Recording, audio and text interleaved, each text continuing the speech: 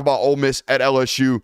29-26 overtime win for the Tigers at home. First and foremost, don't ever get into an overtime battle with LSU on the road. Don't do it. Don't do it. You're going to lose. I don't know what the stats are. I don't know what history says. That's what my gut tells me. The tummy tells me don't take the Tigers to OT. That's what it tells me on the road. Let's actually talk about the game, though. What in the ever-loving hell were these football teams doing on the defensive side of the football for the first 27 minutes of every single half, only to just pull a pin, toss a grenade in the whole thing, and watch it explode the last 3 minutes? Listen to this, guys. 23 of the 45 points is scored in regulation in this game were scored in the final 3 minutes of each half. They scored 51% of the total points in regulation in 10% of the football game. For 10% of this game, we had the cocaine-fueled football that we had for 4 quarters last year. And I don't know what the hell happened. I watched it. I couldn't, for the life of me, explain why it was happening. Maybe way too much prevent.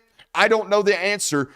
23 of the 45 points scored in the last 3 minutes of each half. The rest of it, great defensive play. Considering the offenses that were on the field, tremendous defensive play. I also want to give props to the referees in this football game. I know, whoa, what the hell's going on? We're giving credit to referees? Yes, we are. Hold your horses. They pulled up a targeting penalty for the first time ever. Jaxson Dart, name applicable, throws himself at a board that is Whit Weeks, okay? Head first. Pretends to slide, but that's not what it is. I mean, his feet were in front of him, but his head might have been at his shin.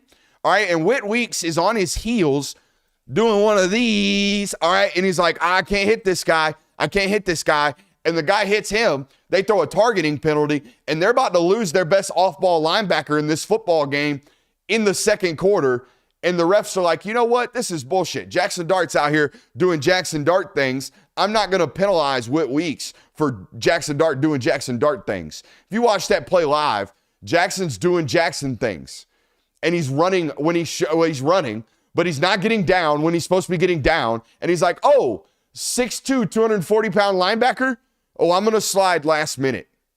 Unfortunate circumstance, tremendous job by that refereeing crew to pull up that flag because that changes that football game tremendously. Weeks goes out. Perkins is obviously already out. They're thin as can be at inside linebacker. LSU would have been cooked from a run game perspective right there in that moment. I thought that had to be, thank you. We shit on the Zebras way too often. Zebras finally fixed something and finally got it right. Let's talk about overtime in this football game.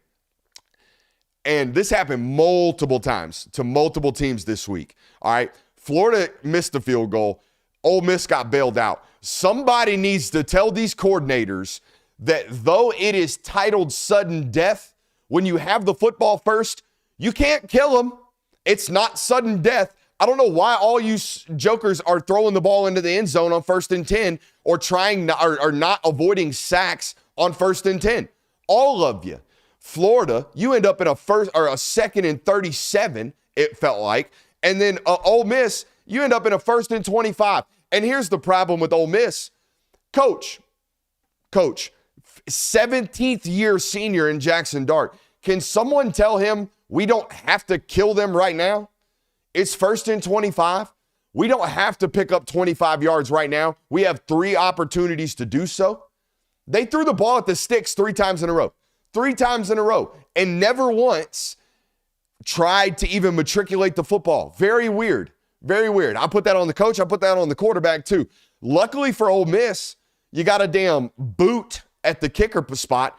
I mean, that dude's good from 70, it felt like. 57-yard field goal, squeaks in, good. We go into LSU's portion of the overtime, and it's over immediately. Double move off a zone corner. Tremendous play call. They send him in motion all the way from the left side, get into the duos. They send the motion to confirm the coverage. They wanted to make sure they had the zone coverage called. Even against man coverage, the double move would have worked. But the double move type of move changes versus zone versus, man. Man, we're going to run like a hitch and go. against zone, we're going to run like a dig and go, right? We're going to sell the move a little bit more to have that corner actually bite. Either way, tremendous play call, tremendous execution, game over. Game over. But the mishandling, in my opinion, of the first possessions in overtime this weekend cost you an opportunity to compete in football games. It cost Florida. It cost Ole Miss. Let's talk about Bama.